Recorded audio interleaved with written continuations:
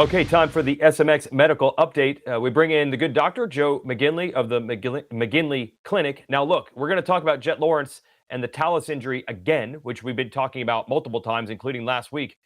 But I think we need to revisit this because we saw how much pain he was in after those motos. So my immediate question is, this shifts from the more time he has, the better he's going to get to. Now I'm wondering, is he actually somewhat making the healing process worse every time he rides? Because that looked brutal. Yeah, Weege, that's a fine line. I mean, my ankle was hurting watching him walk off the stage at the end of that race. First of all, though, it was impressive to see how well he performed out there, given what he looked like after the race. So, he's obviously still dealing with quite a bit in that ankle. It seems like it got fairly irritated and painful by the end of that race, and it showed. I mean, he wasn't really able to hide it walking off the stage. He was clearly limping and barely walking as he came down. So that's a good point. When you're healing, there's a fine line there between, getting back at it and forcing the body to get back to normal motion, improving the strength around those structures, and further damaging a structure if it's not fully healed. It's hard to say without looking at the imaging and doing the exam. I couldn't say that for sure one way or the other. This could be, hey, it's his first race. He pushed super hard. He's out there battling. We saw his race results. It's absolutely impressive. So it could be just inflammation after that from this being his first race and pushing at that competitive level.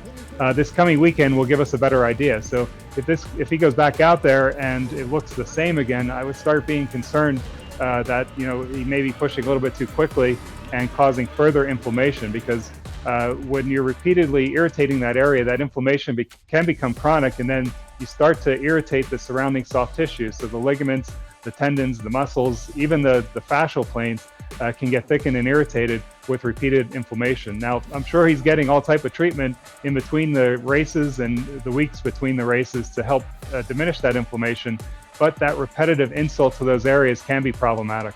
So thinking about, we have these races that are all in a row, and he's going to have a quick turnaround and get back out there. So is this something where he's going to only be worried about recovery, not really trying to take steps forward, not trying to make breakthroughs on progress? It's just like a maintenance, try to get everything, all the swelling and inflammation out and get back to kind of a neutral setting before Saturday, and he's got to put it through the paces again?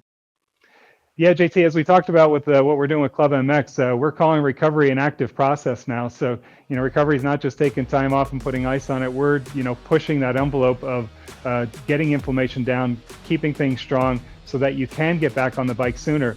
But at the same point in time, he is going to have to get on the bike and train and practice. So it's going to be a balance on not worsening the injury, getting the inflammation aggressively down immediately after the race. I'm sure they're working on him, probably even Saturday night, but Sunday, Monday, I'm sure he was getting worked over.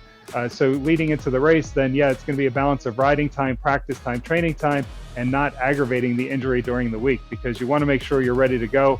But at the same point in time, you can't perform if that area is still irritated and inflamed. So inflammation and healing is going to be primary, and then training, bike settings, everything else is going to be secondary. Quite the moving target here. How good or bad is the injury healing? How is he adapting other things? Sometimes that causes other problems. There's going to be so much to follow. So good to have you here with us to keep us informed.